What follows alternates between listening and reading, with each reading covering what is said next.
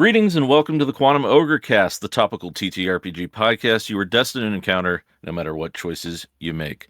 Today, I have some guests I am particularly excited to introduce. Oh, no, I did it wrong. Ben Costa and James Parks. Why do I do this every time? How are you guys doing? No, you're right. I'm doing great. Thank you so much for having us. This is really exciting. Yeah, thank you. I almost did it again because my brain went to when I met you guys at Gen Con, the first thing I said was Ben Parks and James Costa, and you guys were like, It's fine. Now we get that all the time. Yeah. We get Brian Costa and James Park. Jimmy Park. I mean, I got your names on the screen. I should have been able to just read it. Oh, well. So the Land of Eem guys. There you go. And Rickety Stitch. And Rickety Stitch and Dungeoneer Adventures. You guys have so much stuff going on, man. How do you keep up with all of it? We're struggling. Yeah, we're struggling. The truth comes out. The most honest answer ever. It's a struggle. It's there's a lot to do. Fair enough. Yeah, that's a lot of moving parts. But yeah, today we're going to talk a bit about obviously Land of Eem. We're going to get into like the discovery aspect of TTRPGs and talk a bit about alternative methods of threats or enemies, monsters, things like that. So I'm excited for today's topics. Excited to have you guys here. Obviously, big fan of what you guys are doing. But let's start off with a fun little question about your game mechanics specifically. You ready for this? Yeah, go for it. Yeah. What is your favorite unsung hero, like unsung, not as talked about aspect of Land of Eem mechanically? Something you think makes it really shine that maybe, is just not apparent on paper. It's easy for me. Creative abilities associated to the classes, being able to shape what's happening or create something new in the world on the fly. That's my favorite thing. I would say what people don't see at face value, the danger of the adversaries. Yeah. And how you can't just walk in and slay everything. You'll run into vampires and werewolves and liches. Like you'd never be able to fight a lich unless you were prepared, had magic items, level 10. Really put some thought into it at level 10. A party of 8 people. To go along with that, like the phases of a conflict and how those give you outs. Like you could try to parlay, you could try to run away. I think once you discover how that goes, you'll get a sense of you'll get a sorry. I almost professional here. Very professional podcast. Yes, you will get a sense of Land of Eem. That's all I was trying to say. A sand of Lents of Eem. Yeah. So I'm glad you touched on that because that is something I haven't discussed a whole lot on my channel about Land of Eem, which is some of these threats are very deadly. It's still very much that like high lethality kind of feel to the game once you move towards combat. There's some pretty tough monsters. Yeah, for sure. That was by design. Yeah, it's by design. And it really goes back to Rickety Stitch, trying to emulate an adventure story. Like, you don't just, unless you're Conan the Barbarian, you don't just like go in and mow down a bunch of goblins, sort of like, or you're Aragorn or something. Like, mostly interesting stories pit the hero against insurmountable odds, and they got to use other methods to figure things out and to overcome the challenge. All right, one more fun question because you saying Lord of the Rings made this pop into my head. The tagline on the back of the book is Lord of the Rings meets Muppets. So if Land of Eem was going to be like a Muppet movie, who would be your one human actor to play one of the main characters, and who would some of the Muppets be? That's a great question. Who would be the one human actor? The question is, do we go with someone like comedic or just very serious? Like like play it straight. Like Viggo Mortensen or something like that. Well, what is it? The Christmas Carol has Oh, why can't I think of his name? Michael Caine. Yeah, he Michael plays that. Caine. Caine plays that as serious as a car accident, and it makes it work really well. Yeah, he's going 110% the entire movie with like Yeah. Kermit the Frog on the other side. It's amazing. I'm gonna say Tony Shalhoub. Wow. Sorry. He could do both. He could do both. He could be dramatic or monk. He could do it. There you And go, then the Ben. Muppets, the whole cast. It's got to be everybody. Oh yeah, yeah. The Great Muppet Caper is basically a Land of Eem movie. Do you have an answer, Ben, that's different, or are you going with that as well? I mean, who would be like from the Muppets cast? Who would be in it? Or yeah, who would be like your Rickety Stitch maybe? We've always loved the idea of David Hyde Pierce voicing Rickety Stitch. Epic. That's awesome. A deep cut for how Yeah. people know who David Hyde Pierce is, but I- he's amazing. With my demographic, probably quite a few people. You know, I think there is a tendency people can miss out on a game like Land of Eem because of the bright colors on the front, because it says words like Muppets on the back. And I've even at first was initially like, okay, here's like a kind of funny looking kids game. But digging into it, I was like, nope, I was wrong. This is just a solid game, like through and through. So, yeah, what's been your experience with that? Yeah, we've seen a lot of that commentary about, what is this game? It looks like it's for kids, like the art is for 4-year-olds or something. But we're really coming at it from an old school perspective in a lot of ways. And there's a lot of depth to it. So even if it's not your aesthetic right off the bat, if you're more into the Morkborg or, Mothership, grimdarkiness, there you could actually dig some of that out in the setting of Land of Eem. And we touched on this quite a bit in our conversation of just, like the deadliness of it and the hex crawl nature of discovery. I mean, there's a lot there to unpack. That's not just kid centric.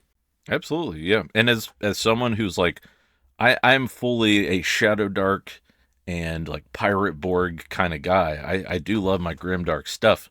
I mean, I'm wearing an Eschaton shirt right now. Yeah. But Nice. Land of Eem is just there you go.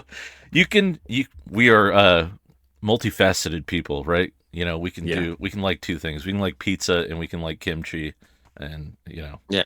And okay, we'll talk about Rickety Stitch that dovetails with this really well. Like, yeah, it looks like a cartoon, but he has flashbacks scenes of black and white, scary scenes of his time waking up for the first time as a skeleton and being around the Walking Dead and liches pointing at him, and it gets pretty dark. Yeah, just but we because have he's that a nice aesthetic guy. in the world too. Right, and it's meant to kind of display that Rickety Stitch is a person. He's like a person who happens to be a skeleton, but then that may be the case. He may be this goofy guy, fun-loving, but doesn't mean his origin isn't dark, because he is an undead skeleton. That's, an unnatural thing. And Land of Eem, we have a thing called tones, adventure tones. And so while you're thumbing through the Mucklands or the core rulebook, you'll see that an adventure that you could play might be listed as hijinks, daring do, or doom and gloom.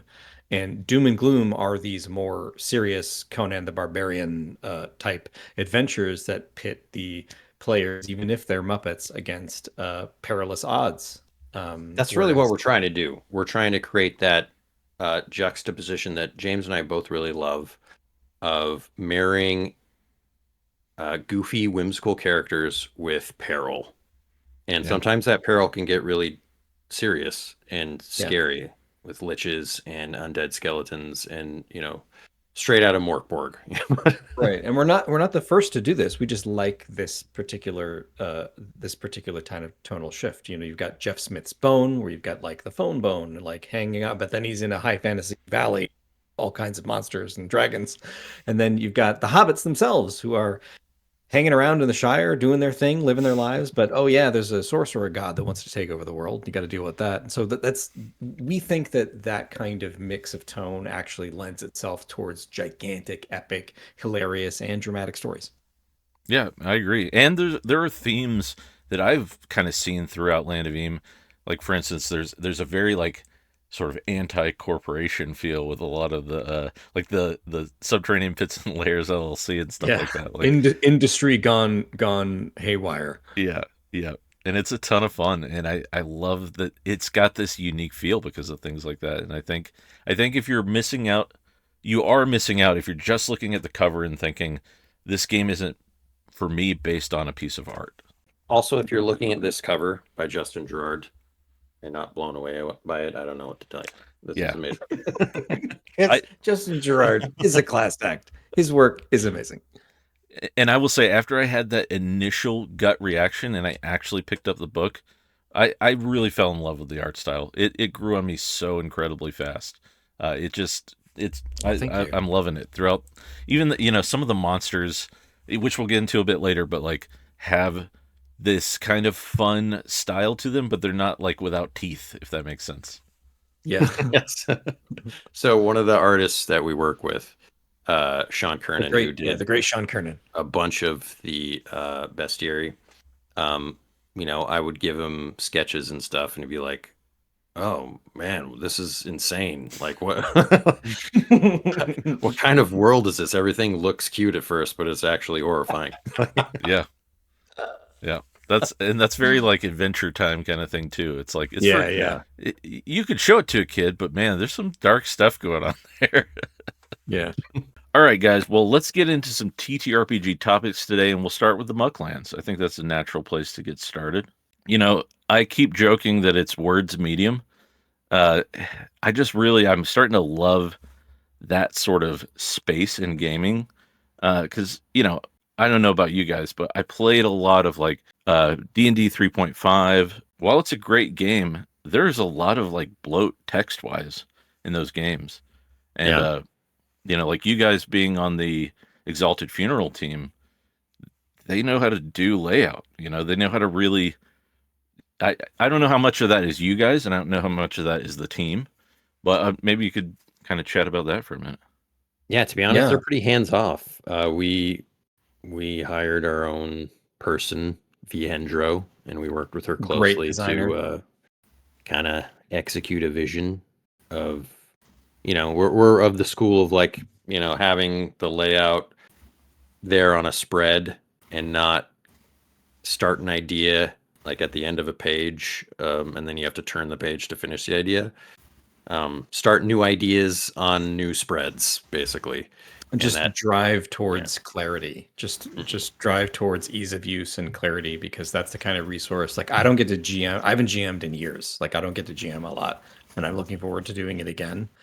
But I always approached it as like trying to create the kind of tools that I would want to have, so that I could just jump in immediately and really get a sense of like how the game or how the scene or how the character or how the location might go.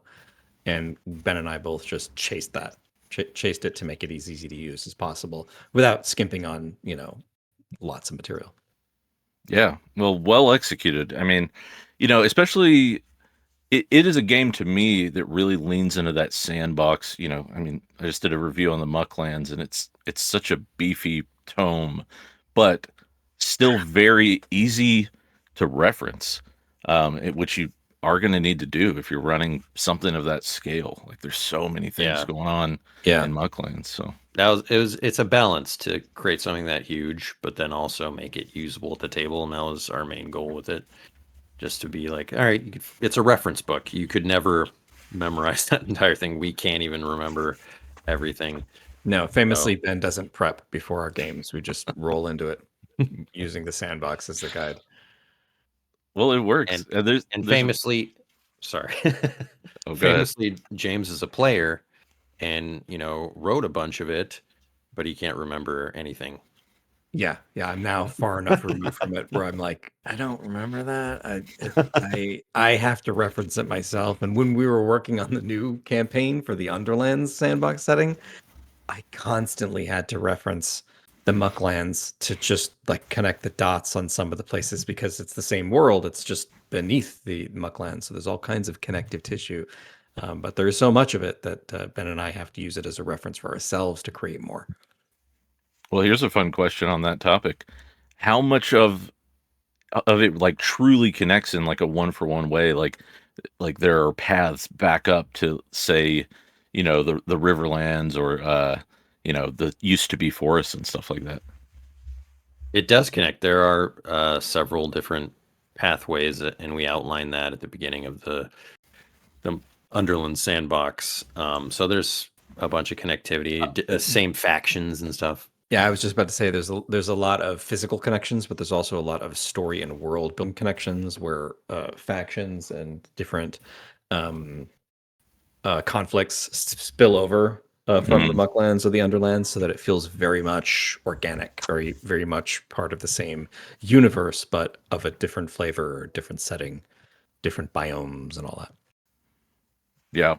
Yeah, and I since I just talked about it, I won't dive too much into the Mucklands, um, but I will say one of the things I was really enjoying was the factions in the back of the book, and that's something I think that gets lost in a lot of um, West Marches or Sandbox can be so location based that I think there's a tendency to lean heavily into the specifics of whether it's like a dungeon crawl or like a castle or whatever, that I think oftentimes factions take a backseat, but you guys really played up the NPCs, the characters. Like there's just a breadth of characters at your disposal throughout the entirety of the Mucklands, which is my cup of tea. So Yeah, we took an approach of being character based. Like we start with, obviously we have broad ideas for locations that we begin with, but then I think once we're writing, it's really focused on the NPCs, what their problems are, who they're aligned with and who they're opposed with, and all that. Because that's who the characters are going to be interacting with.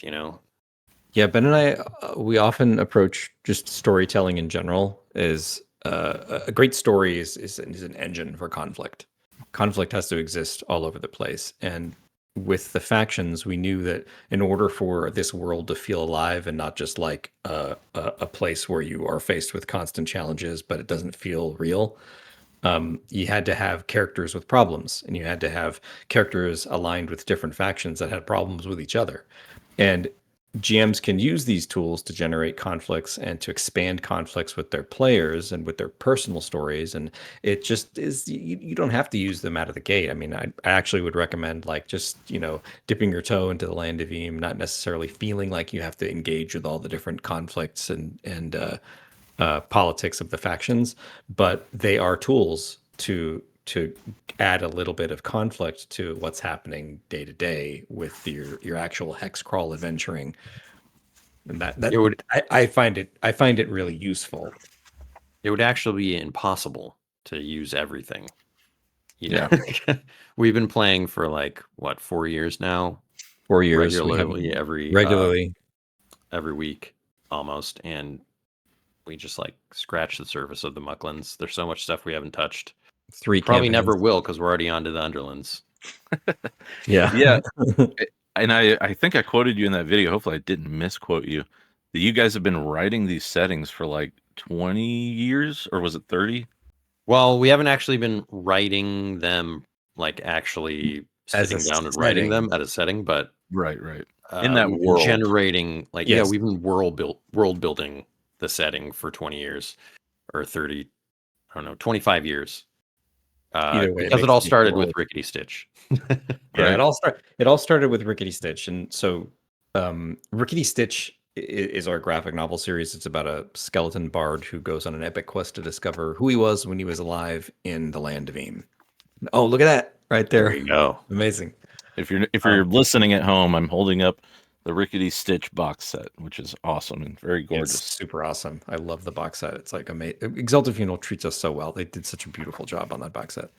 Yeah, and that's like one of our favorite byproducts of the game coming out. It's like people rediscovering Rickety Stitch. It's just like it's taken on a new life. It's pretty cool. Yeah, it's taken on this new life, and it gives people a really good sense of like the tone of Land of Eem in general. But I digress. Like what I was talking about was that Rickety Stitch has all these locations and settings, and it's a character-driven story, so you don't have all of the depth of the setting that you would necessarily get from a game.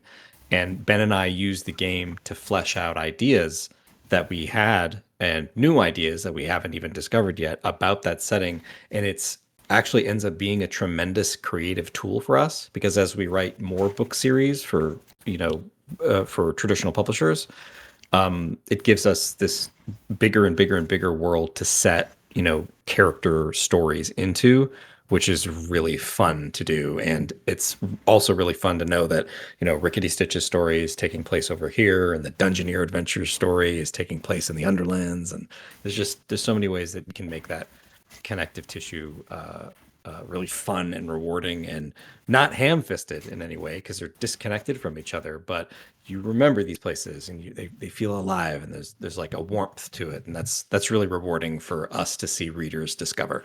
Yeah. And personally, I was pretty stoked when I met you guys at Gen Con and you said you'd been working on building this world for like 25-ish years and that you had so many more things like slated to release. We started talking about the Underlands because I had just been really digging into the Mucklands when I met you guys, and I was like, oh, there's going to be, even more coming out to this world. So, because sometimes you can dip your toes into a TTRPG and it's like that's all they have for it, right? Whatever gets released on that initial sort of run, and you're like, but I want more. So as someone Yeah. who's been a big fan of Land of Eem, I was super stoked. And then of course I went out and grabbed the graphic novels just to get as much as I could right away. But yeah. Nice. Nice. That's awesome. Yeah, it's Um, it's our vision for the game is kind of absurd if you like take a step back and look at it. We've got about 10 sandboxes planned. Wow. And and that doesn't mean they're like written at all. It's just we know how the Land of Eem world is laid out, and part of that is because of the story of Rickety Stitch and what we conceive of, like all of that and all the other characters that we've created that yeah. haven't been put into official stories yet, but we have ideas, and we just know every part of the world that we want to exist. Yeah, and fans of the series are already aware of missing sandboxes because other Ah, places that Rickety is gone or that have been communicated in different stories that we've already written. So they're like, oh, so are you guys going to do a sandbox of X, Y, and Z? And it's like, yeah, we are. We absolutely are. Give us a minute. nice. Oh, that's fun. That's fun. Especially, that gives you like even one more reason to dig into the graphic novels because then you're looking for all these little Easter eggs that maybe you can Yeah, yeah, take yeah. and put in your world and in your games and stuff. So, Ben and I love dropping Easter eggs all over the Land of Eem. well, so I have to ask on like a personal note, how exciting was it to you guys to take this world that you've written in and loved for so long and to get to make a game out of it? Like, what was that process like? I mean, it's been a huge, long process, which, like when we take a step back and look at it, it's very exciting. But it's hard because we had such a myopic view for, like 6 years. Yeah. Yeah. But like definitely like Gen Con and like going to the Ennies like gave us a new perspective of like, wow, we actually made this happen. Like it was really a labor of love for so long that kind Yep. of became real. We're so passionate about that we wanted to make one. And long ago, before Land of Eem, it was originally the Rickety Stitch RPG. And then it started to grow and grow and grow until it ultimately became the Land of Eem. And Ben it really nailed it with the myopic view because I'm just like in my office making Land of Eem all the time. So when we went to Gen Con and people would stop us in the crowd and be like, hey, it's the Land of Eem guys. We were like, what? Well, how do you know who we are? You know what the Land of Eem is? And everybody did. And it was really exciting and stunning and humbling. And it was fantastic. And I have to thank all of our amazing community for help making that a reality. We've got the best Discord in the world. Everybody is always engaged and helping each other and expanding the game. And running games and being really welcoming to people that want to run Land of Eem too. So shout out to the Discord. We love you. Yeah. And to all of our patrons on Patreon too, because they support it so much and they share it with all their friends and they give great feedback on new material that we release but haven't officially released and just the playtesting stuff. And that has really helped grow the community in the game a ton. That that leaves me surprised every week that there's just so many people talking about those Easter eggs or enjoying the world. Yeah, and it shows. I mean, I got to play a couple of games with a few of the folks in the Discord. That's kind of how I dipped my toes in with Land of Eem, actually, was through you guys' Discord. And I do have to just say too, like talking about your world and stuff, that man, you nailed the vibe. It is prevalent throughout the game. Um, I've had so much fun exploring such like it's funny because Land of Eem to me is still this sort of familiar, almost old school. I hesitate to use it because people will get in my comments and be like, it's not old school, but almost old school style of play, with especially with like the overland travel and like hex crawling, things like that. But then it's so subversive in its tone by having things like, there's a great picture in the book where somebody's having tea with a manticore. you know um and I think that's such a perfect image of Land of Eem, because you don't go in with these sort of assumptions like, oh, these are goblins, we attack on sight. Mhm. You have motives for different monsters. And yeah, I've really been enjoying the uniqueness of the system. And I do think it stands on its own. Like, if you're out there listening, you're not a Rickety Stitch fan yet, you don't know what Land of Eem is, the system itself is really strong. Like, the core mechanics are great.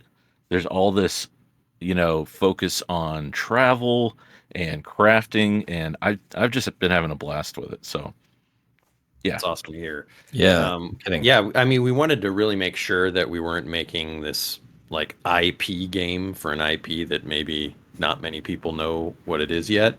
Yeah. So we wanted the game to be really strong on its own with a robust dice mechanic that is it can apply to a lot of different scenarios. And there are old school tones to the game. James and I grew up playing D&D Second Edition, and so that's what we've been playing, a form of it for our entire lives. And we've got that old school mentality in us, mixed with sort of a creative first mindset, where it's more about creative problem solving than fighting. Like, it's always much more fun to approach a problem from a different angle other than, okay, let's kill all these goblins now. See how many rounds it will take for us to wear down its hit point, because that like bores us to death. We don't like that kind of play. Yeah, if Which I may is not jump to say, in, oh, go ahead. I think that's what I mean. It's like you have a spirit of an old school game, in that sort of like, yeah, you're thinking creatively as the player, and as I've seen it put on other channels, not just pushing paper buttons on your character sheet to do a cool ability, right? Even though there are a handful of abilities in Land of Eem, a lot of them are very narrative. They're very open-ended or structured in a way that still says like, hey, be creative with how you use this, which I really enjoy. Yeah, it's about like giving tools to be creative, I think. Right. That was a design decision, like as old as the game. It was really early on. We wanted people to be able to change and adapt to the world around them and make Land of Eem their own. You create a tavern, you create a song that's like known by everybody, or whatever the creative power is that you use for whatever class. The idea was that you shape it together and it becomes your own, and then you remember it and laugh about it and talk about it, and it's like the same kind of experiences that we remember growing up and playing. We wanted to try our best to engineer into the game. Yeah, and I think it shows. As someone who's now constantly talking about these games, you guys do such a good job of walking that line where there are like, it's always something that's so like almost nebulous to talk about online because you can see it and you can like play the game and it's one experience, but to say that like the way Land of Eem plays truly walks between like being creative, having your own input, but having like a set world like the Mucklands that has a lot of tools you can play with. I like how you put that. But they're your own tools. You can throw out the ones you don't need. Yeah. You can really focus in on the hand spanner. I don't know what I'm talking about anymore. I don't know tools, but you get what I'm saying. Like if you really like an aspect of this game, I think you can really lean into it, and it's just yeah, it's exactly my kind of game, and that's why I've just been not shutting up about it. But Well, we appreciate it. We really do. It's I'm Yeah. happy that you love it. well, and with what 3 Ennies now, I think other people are talking about it too. So Yeah, I mean that's that like was a surreal. huge boon. Winning Ennies, people know what the game is now. Which is cool. Yeah. well deserved. It's a beautiful box set too. I mean, I just finally got my hands on the like cardboard map, and I'm gearing up for an in person. I want to do a Mucklands campaign, and Oh, man, it's great. just I've been digging into the world and the book, and okay, here's a fun question for you. We're gonna pivot a little bit. I was looking at the monster book, the bestiary, and I'm one of the things I'm loving about it is that there are 3 types of monsters. Now I'm going to get this wrong, so correct me. Critters, creatures, and creepers. That's That's right. correct. Yeah, Okay. you are correct. Yeah, and I was loving seeing like you've got your classic sort of monsters, then you have your more bestial kind of monsters.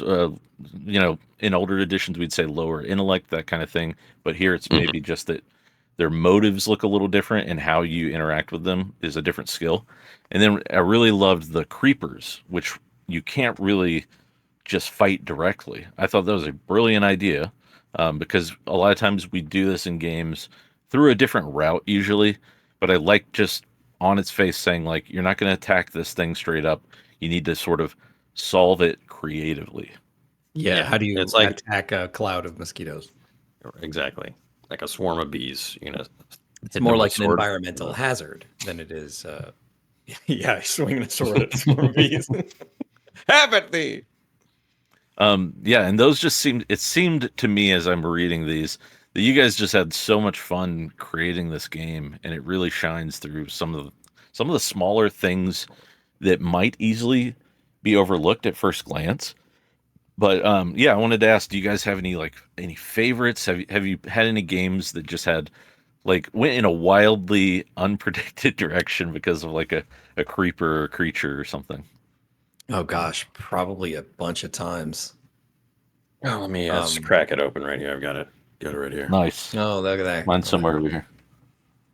Well, Well, one thing that comes up is that we wanted to make every creature a person. So, like in Land of Eem, all the monsters and all the creatures and critters, they're meant to be approached as people. Maybe not a creeper or a critter, but definitely a creature. And we are very liberal with the application of creatures because they have motivations, they have social skills, they have maybe cultural and ancestral elements of how they live.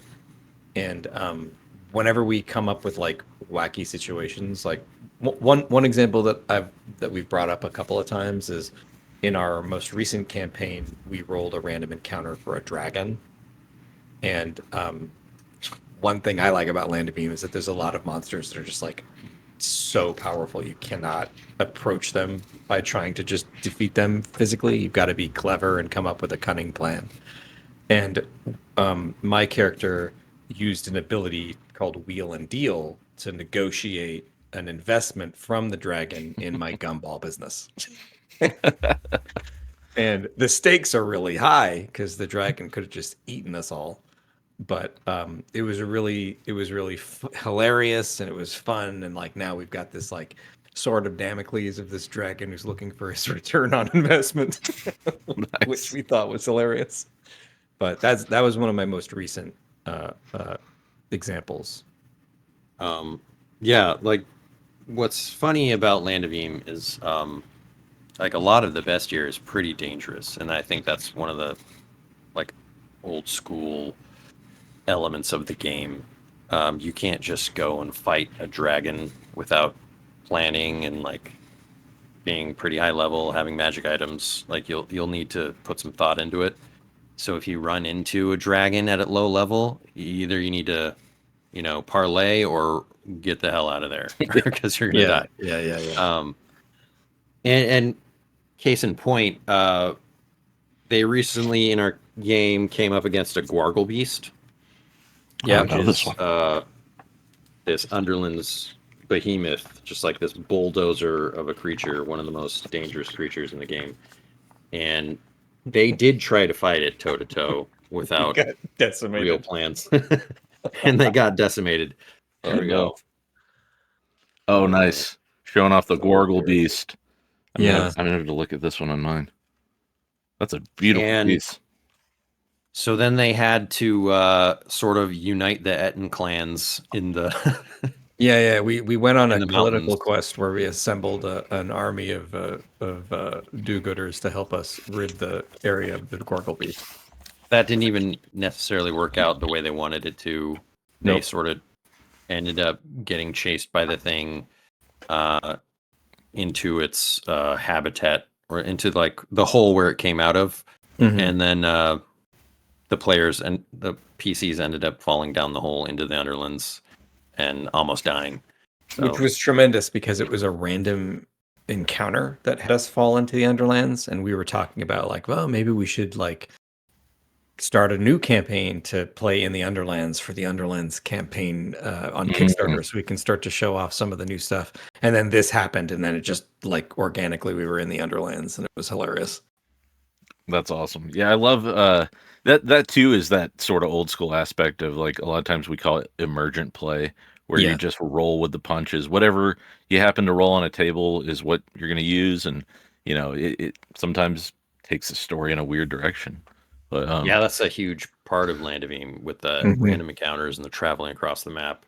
And it's the most enjoyable thing for me as a GM and a player. I just love randomness and like the table figuring out how to incorporate it, like make it make sense within the world, which is easier for James and I because we have this world. We can make the random encounters tuned to the regions. Like they're Mhm. not so random that they don't so make random sense. that they don't make any sense. They're Yes. random events and occurrences that could impact you if you live in this world in that place, so that they feel like Ben said, they're tuned to the world, so nothing ever feels out of place, even though it's a surprise.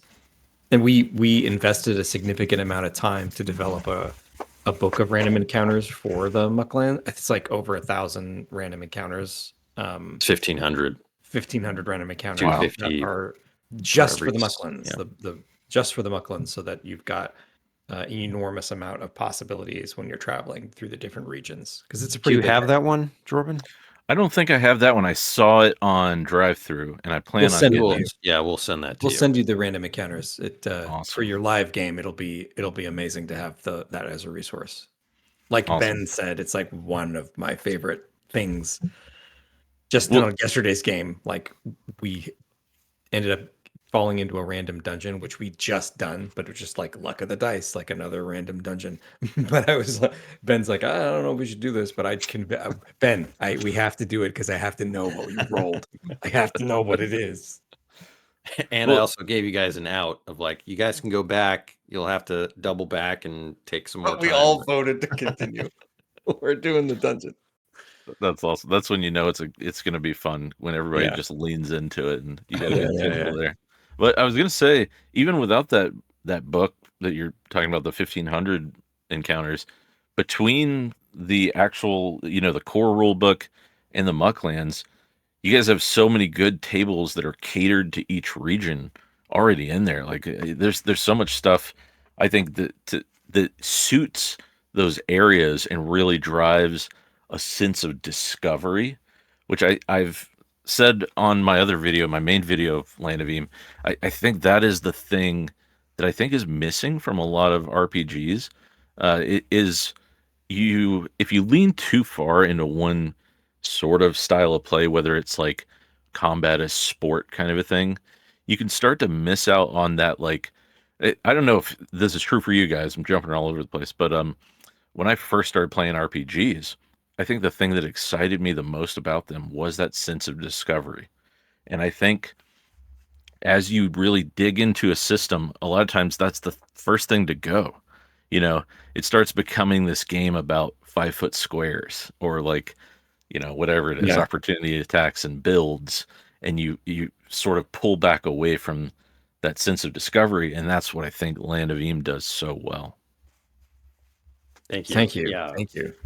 Discovery was like a huge pillar of our conception of the game, and yeah, capturing that feeling of even just dungeon crawling and just like having a feeling of not knowing what's around the next corner and that being really exciting. Like maybe there's treasure, maybe there's someone cool that we're gonna meet. Yeah. Maybe there's a cool new adversary that we've never seen before. And that's really compelling. I think that drives a lot of my gameplay as a player. Same. Discovery. It's all about discovery for me too. Yeah, James and I made this game based on our own playing habits, like what we enjoy. Yeah. It's our game. It's like what we want to play. That was the North Star that Ben and I followed. Let's make the game that we want to play. And it was just awesome that so many other people wanted to play it too. That was great.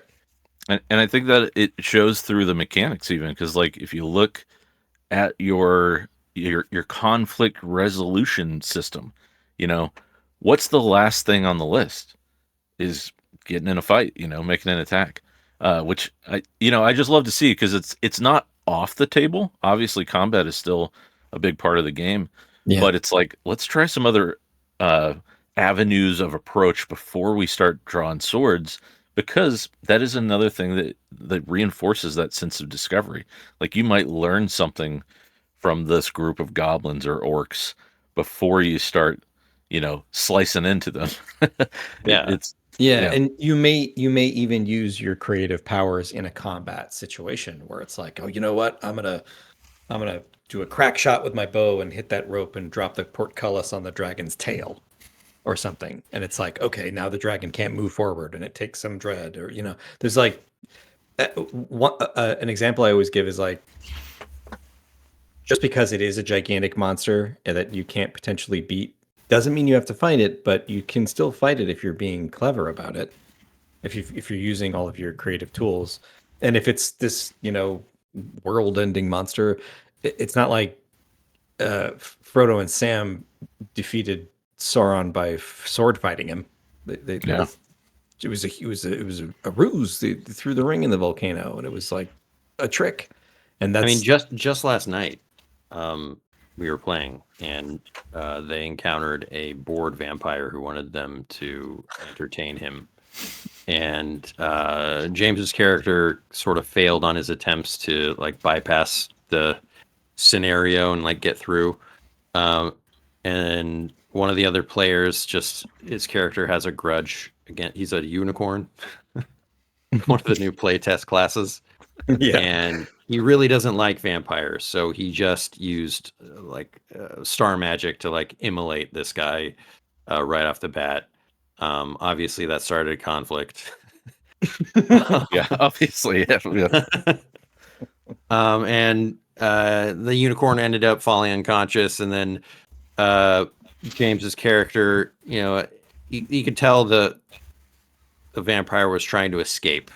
Like they had worn him down. James's character intimidated him to back off, and I intimidated him to apologize. I thought his behavior was totally unacceptable. And I was like, look, and I did this knowing that I couldn't physically do any damage to the vampire because I didn't have any way to damage it. It was invincible to me. That's awesome. But I just, I used my some abilities to be really confident, and it worked, and the vampire apologized. I didn't tell them this last night, but the vampire only had 4 courage left. And so it wasn't at it was against the wall. But I could not have done the dread. I didn't have a weapon capable of damaging it. I was just Well, standing there with my shield and my rusty flail. how true is that to life that sometimes 1,000-year-old guy just needs a talking down, you know? Yeah. A She is bored old shaky as vampire. hell. That's awesome. Well, that just is proof, more proof. Like, go out there, try Land of Eem. You're gonna run into some fun, zany situations. You're gonna encounter some subversive tropes that you might not have in other RPGs. And I just, yeah, I encourage everybody to try more systems and, find a game that is going to do that thing that you've been looking for. And that's what Land of Eem has been doing for me. So. All right, so it's been awesome having you guys here, Ben and James. Thank you so much for being on the show. But before Thank we you for having go, us. yeah, absolutely, you guys are great. Love your game. And before we go, though, you guys have a Kickstarter coming up, so let's talk a bit about that. Yeah, well, actually, just finished. The Kickstarter just finished, but Yeah, late right. pledges are still active, so you can get in on it. And we will be opening the pre-order store soon. So if you're a fan of Land of Eem, or if you want to get into it, this Kickstarter is kind of cool because it's got the sequel to the Mucklands sandbox setting, so another setting, and it also has a kids game where the rules have been pared down for parents and educators to be able to run the Dungeoneer Adventures game of Land of Eem, which pairs really nicely with the Underlands because that's where the series takes place. And if you haven't checked out Land of Eem, you can grab our quick start guide for free at landofeem.com and definitely join our Discord because there's a lot of folks that are running games and putting groups of players together and just answering questions for people that want to run the games. So we got a great GM advice section. And just to touch a little bit more on the kids game, Land of Eem can be played with your family. That we have tons of people it's mostly in our Discord. I feel like people are playing with their families. But the kids game is like, it's centered toward, people who maybe haven't ever played before. So it kind of gives parents a guide on how to make an adventure. And there are tons of adventures that we created that you can just go through. There's a formula to it. And it pairs well with our series. So we've got this setting of a adventure school that teaches all the kids how to become explorers. So we felt like that was a great kind of intro into the hobby. Yeah, and if you're already a fan of the Dungeoneer Adventures series, which is a middle grade series about the adventure school, it's with a kid named Coop Cooperson, who's the only human that attends, and he wants to be an explorer. And Nice. you can, in the game, you can play as Coop, you can play as the characters. You can there's a bunch of characters you can choose from that are all You can set make your own ready characters. cards. Yeah, you can make your own characters.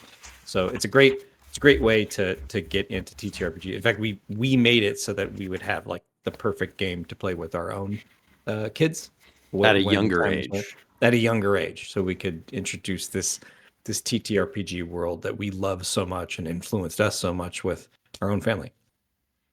Awesome. Well, as someone who's both excited about diving deeper into Land of Eem and getting the Underlands, and who has a 2-year-old that I'm hoping one day will enjoy RPGs, I am looking forward to both of those things. So, Awesome. again, thank you guys so much for being here.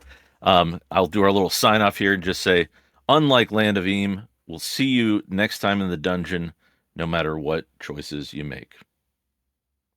Tales from Elsewhere Clockwork is a post-apocalyptic, Weird West action horror role-playing game. A game where you play as hardy survivors, everyday folk like me, attempting to survive the horrors of Elsewhere after the calamity tore apart the barrier between realities. This game uses a visceral injury system combined with cold shots while keeping the math light and the violence high. Character creation is open-ended, where the players pick from over 50 backstory elements that they mix and match to create their unique survivor. You could be a preacher who was raised among the Church of Ashes, who's on the hunt for men that left him for dead. Or maybe you're a prospector from a small business, a once city slicker that got chased out of town. The combinations are endless. The game features narrative-heavy threats and monsters, with rich folklore and mysterious origins inspired by real fears and anxieties of 19th century peoples. For instance, the Kentucky Sawbones is a manifestation of my fear of amputation, while the Blood Oiler evoke the dehumanization and unstoppable nature of the Industrial Revolution. The game is a brainchild of a personal friend of mine and fellow dungeon tuber, Peter, of Tales from Elsewhere, a channel where you can find insightful evidence into the philosophies behind game design, such as the one that probably went into this game right here.